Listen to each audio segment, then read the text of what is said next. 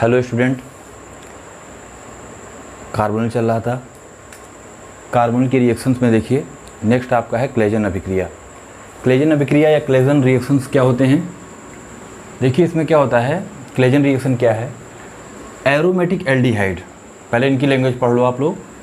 Aromatic aldehyde और aliphatic aldehyde या ketone की तनुछार की उपस्थिति में संघनन अभिक्रिया है, जिसके फलस्वरूप अल्फा बीटा असंतृप्त यौगिक बनते हैं। ठीक, तो देखिए क्या होता है ये एरोमेटिक एल्डिहाइड।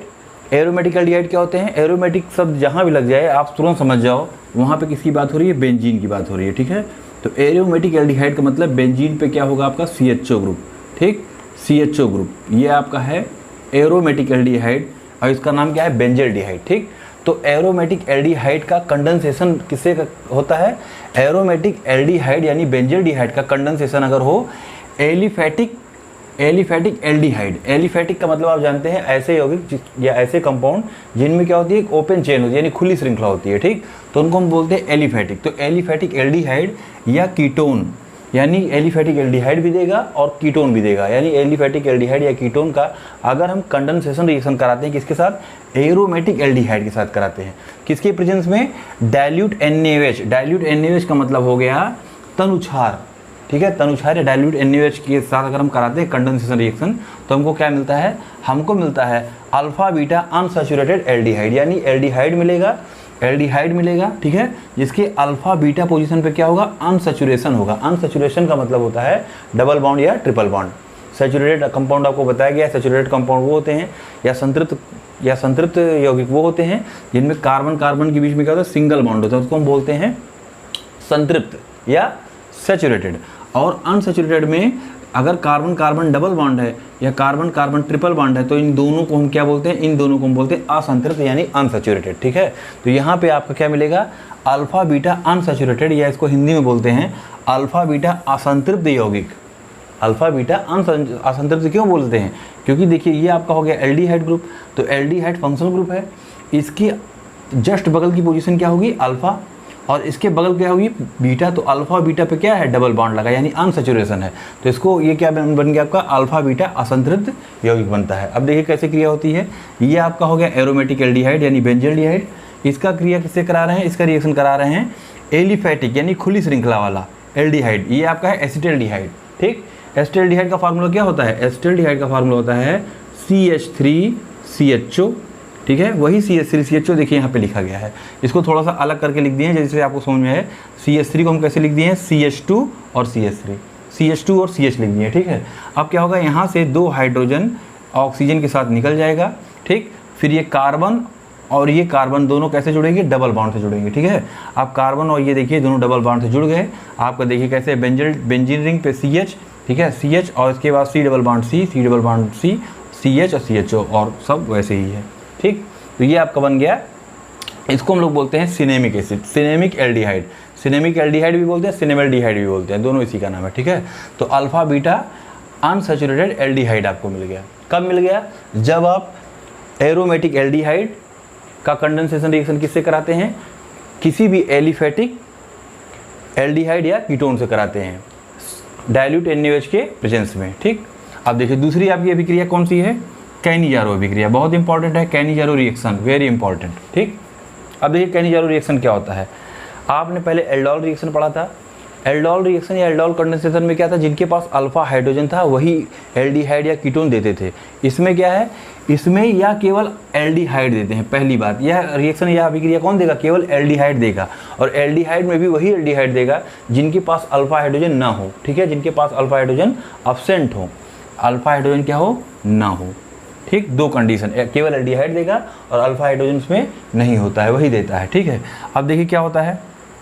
अब देखिए इनकी लैंग्वेज, जिन एल्डिहाइड में अल्फा हाइड्रोजन परमाणु जैसे HCHO हो गया, बेंजल्डिहाइड हो गया, में नहीं पाया जाता है, यानी ऐसे एल्डिहाइड जिनमें अल्फा हाइड्रोजन ना हो जैसे HCHO आप लोग जानते हैं।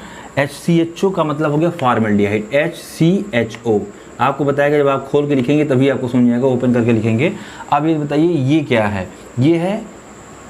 ये आपका है फॉर्मल्डिहाइड, इसमें अल्फा हाइड्रोजन नहीं है, तो अब देखिए क्यों अल्फा हाइड्रोजन नहीं, क्योंकि ये तो आपका फंक्शनल ग्रुप हो गया, फंक्शनल ग्रुप से डायरेक्ट जुड़े हुए कार्बन को अल्फा कार्बन कहते हैं और उस पर प्रेजेंट हाइड्रोजन को अल्फा हाइड्रोजन कहते हैं। तो जब इसके पास अल्फा कार्बन ही नहीं है तो अल्फा हाइड्रोजन भी इसके पास नहीं है, ये अल्फा है, अल्फा हाइड्रोजन नहीं है। सेम ऐसे आपका बेंजल्डिहाइड भी है, कल भी आपको समझाया गया था, बेंजल्डिहाइड में भी अल्फा हाइड्रोजन नहीं है, तो इन दोनों के पास अल्फा हाइड्रोजन नहीं है, तो ये दोनों ही क्या करेंगे, कैनिजारो रिएक्शन देंगे। ठीक है, देखिए यह अभिक्रिया केवल एल्डिहाइड देते हैं। अभी तक देखिए जिन एल्डिहाइडों में अल्फा हाइड्रोजन परमाणु जैसे SCHO हो गए और बेंजल्डिहाइड हो गया नहीं पाया जाता है, वे 50% NaOH के साथ गर्म करने पर कैनिजारो अभिक्रिया देते हैं। ठीक है, और जबकि अल्फा हाइड्रोजन रखने वाले एल्डिहाइड क्या करेंगे, बताया गया था कि जो अल्फा हाइड्रोजन रखता है वो क्या करता है, एल्डोल संघनन देता है। ठीक है, तो जिनके पास अल्फा हाइड्रोजन होगा वो एल्डोल संघनन देगा और एल्डोल संघनन के फलस्वरूप क्या करेगा, भूरे रंग का रेजिन बनाएगा। ठीक, तो आप तुरंत पहचान जाएंगे कौन एल्डोल कंडेंसेशन देगा, कौन कैनिजारो रिएक्शन देगा, तुरंत आप पहचान जाएंगे। अब देखिए कैनिजारो रिएक्शन, अभी आप यही इतना जान पाएँ कैनिजारो अभिक्रिया देता कौन है, कैनिजारो रिएक्शन कौन देते हैं, ऐसे एल्डिहाइड देते हैं जिनके पास अल्फा हाइड्रोजन ना हो। ठीक, अब ये होती क्या है रिएक्शन, ये आपको बताया जा रहा है। देखिए क्या होता है, कैनिजारो रिएक्शन में एल्डिहाइड का एक अणु यानी एल्डिहाइड का एक मालिक्यूल, दो मालिक्यूल लेकर चलते हैं, एक मालिक्यूल ऑक्सीडाइज हो जाता है और दूसरा मालिक्यूल क्या होता है, रिड्यूस हो जाता है, यानी एक मालिक्यूल ऑक्सीकृत होता है और दूसरा मालिक्यूल अपचयित हो जाता है। तो ऐसे रिएक्शन जिसमें ऑक्सीकरण और अपचयन यानी ऑक्सीडेशन और रिडक्शन दोनों होते हैं उन्हें हम क्या बोलते हैं, रिडॉक्स रिएक्शन। यह एक रिडॉक्स अभिक्रिया है।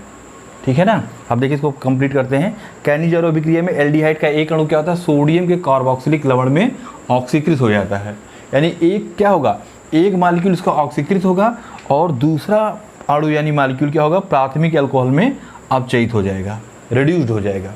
ठीक, तो अब देखिए उदाहरण आपको दे रहे हैं, ये आपका SCHO है, SCHO आप लोग जानते हैं फॉर्मेल्डिहाइड है, इसमें अल्फा हाइड्रोजन नहीं है इसलिए क्या करेगा, कैनिजारो रिएक्शन देगा। तो इसके दो मालिक्यूल लेकर चलते हैं, कंसंट्रेट NaOH से रिएक्शन कराते हैं। अब देखो क्या होगा, एक मालिक्यूल इसका ऑक्सीडाइज होगा, किसमें होगा, सोडियम के कार्बोक्सिलिक साल्ट में होगा, यानी सोडियम के कार्बोक्सिलिक लवण में ऑक्सीकृत हो जाएगा। तो एक ऑक्सीकृत होगा और दूसरा रिड्यूस हो जाएगा।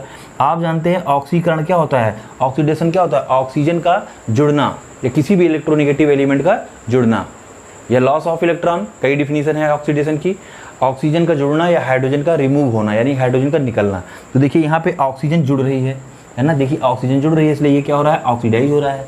एक मालिक्यूल ऑक्सीडाइज हो गया और दूसरा मालिक्यूल क्या हो गया, रिड्यूस हो गया। रिडक्शन क्या होता है, रिडक्शन होता है एडिशन ऑफ हाइड्रोजन। तो देखिए यहाँ पे क्या हो रहा है, इस मालिक्यूल में, ये मालिक्यूल आप लोग कैसे लिखेंगे, ये मालिक्यूल ऐसे लिखा जा सकता है, देखो ऐसे H, ये इस तरीके से। ठीक है, ये तो अब अगर इसमें एडिशन ऑफ हाइड्रोजन हो जाए, एडिशन ऑफ हाइड्रोजन का मतलब एक हाइड्रोजन यहाँ जुड़ जाए, ठीक है ऐसे, और एक हाइड्रोजन आपका यहाँ जुड़ जाए, तो क्या बन जाएगा, CH3OH, CH3OH, है ना। फिर से समझ लो, ये एल्डिहाइड, ये आपका कौन है, फॉर्मेल्डिहाइड है, इसको हम लोग लिखते हैं HC इस तरीके से, देखो इसको इस तरह लिख सकते हैं, देखिए इस तरह लिख सकते हैं, देखो ये चीज़ थी आपकी फॉर्मेल्डिहाइड। ठीक है, अब इसका रिडक्शन होना है, एक मालिक्यूल तो ऑक्सीडाइज हो रहा है, इसमें ऑक्सीजन जुड़ जा रहा है तो ये बन जा रहा है। दूसरा मालिक्यूल आपका क्या है, दूसरा मालिक्यूल आपका रिड्यूस हो रहा है। रिड्यूस का मतलब होता है रिडक्शन, हाइड्रोजन का जुड़ना। तो क्या होगा, एक हाइड्रोजन यहाँ जुड़ेगा, एक हाइड्रोजन आपका यहाँ जुड़ेगा, ये डबल बॉन्ड हटेगा, क्या बन गया आपका CH3OH, यानी कि CH3OH यानी मेथेनॉल बन गया, प्राथमिक अल्कोहल बन गया, प्राइमरी अल्कोहल। यानी एक मालिक्यूल आपका ऑक्सीडाइज हो रहा है, दूसरा मालिक्यूल आपका क्या हो रहा है, रिड्यूस हो रहा है। ठीक है, ये देखिए सेम ऐसे ही आपका ये भी है। अब देखिए आपका दो बेंजल्डिहाइड यहाँ पे दिया हुआ है, बेंजल्डिहाइड के दो मालिक्यूल हैं, कैसे करेंगे, एक मालिक्यूल ऑक्सीडाइज हो जाएगा, एक मालिक्यूल रिड्यूस हो जाएगा। तो जब ऑक्सीडाइज होगा तो आपका बन जाएगा ये, देखिए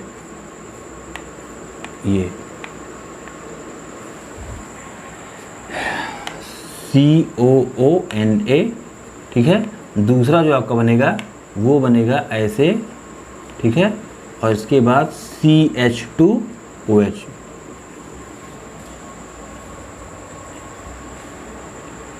ये इस तरीके से,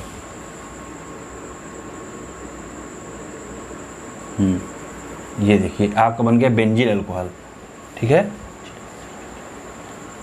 ये आपका बेंजील अल्कोहल है, बेंजील अल्कोहल बन गया और आपका ये बन गया सोडियम बेंजोएट, इसका नाम है। ये आपका है सोडियम बेंजोएट, ठीक है, और ये आपका है बेंजील अल्कोहल। 2 बन गए। देख लिए ना, अब एक मालिक्यूल इसका ऑक्सीडाइज हो गया, इसमें सेम उसी तरीके से देख लीजिए, है ना, एक मालिक्यूल ऑक्सीडाइज हो गया, दूसरा मालिक्यूल रिड्यूस हो गया, ठीक, CH2OH है ये। अब ये आपका है, इसमें देखिए इसमें दोनों मालिक्यूल क्या हैं, अभी तक तो दोनों मालिक्यूल सेम सेम थे, आपकी दोनों मालिक्यूल डिफरेंट है। तो जब दोनों मालिक्यूल डिफरेंट होते हैं तब उसको हम लोग बोलते हैं क्रॉस कैनिजारो रिएक्शन। इसमें क्या होगा, इसमें एक मालिक्यूल ऑक्सीडाइज होगा, एक मालिक्यूल रिड्यूस होगा। कौन सा मालिक्यूल ऑक्सीडाइज होगा, ऑक्सीकृत होगा, कौन सा अपचयित होगा? जो ज़्यादा क्रियाशील होते हैं एल्डिहाइड वो ऑक्सीकृत होते हैं। अब आप कैसे जानेंगे कौन एल्डिहाइड ऑक्सीकृत होता है और कौन सा ज़्यादा रिएक्टिव होगा, कौन कम रिएक्टिव होगा, उसको शुरुआत में बताया गया था, ठीक है। जैसे जैसे +I ग्रुप लगता जाएगा CHO ग्रुप पे, वैसे वैसे उसकी रिएक्टिविटी क्या होगी, घटती जाएगी, और जैसे जैसे -I ग्रुप लगता जाएगा वैसे वैसे उसकी रिएक्टिविटी बढ़ती जाएगी। अब इधर देखो, इन दोनों में यहाँ पे ये इसको डीएक्टिवेट करेगा, है ना, डीएक्टिवेटिंग ग्रुप है, तो क्या होगी इसकी, इन दोनों की अगर कंपेरिजन किया जाए तो ये ज़्यादा रिएक्टिव होगा, और जब ये ज़्यादा रिएक्टिव होगा तो इसका होगा ऑक्सीडेशन, इसका होगा रिडक्शन।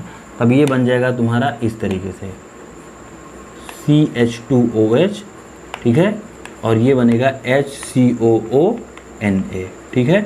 ये आपका हो गया, ये क्रॉस कैनिजारो का एक एग्जाम्पल है, ठीक, ये आपका हो गया है। एक एक्सेप्शन भी देख लो, क्लोरल आप लोग को पढ़ा गया। क्लोरल क्या होता है, CCl3CHO होता है।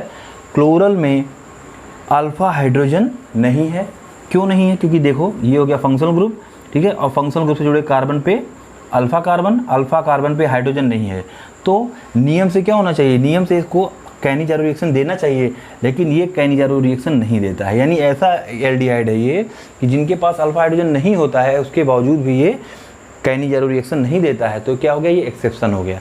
क्यों? क्योंकि ये जो तीन Cl यहाँ जुड़े हैं ये डीएक्टिवेटिंग है ना, ये Cl क्या करेंगे, ये इसकी रिएक्टिविटी को घटा देते हैं।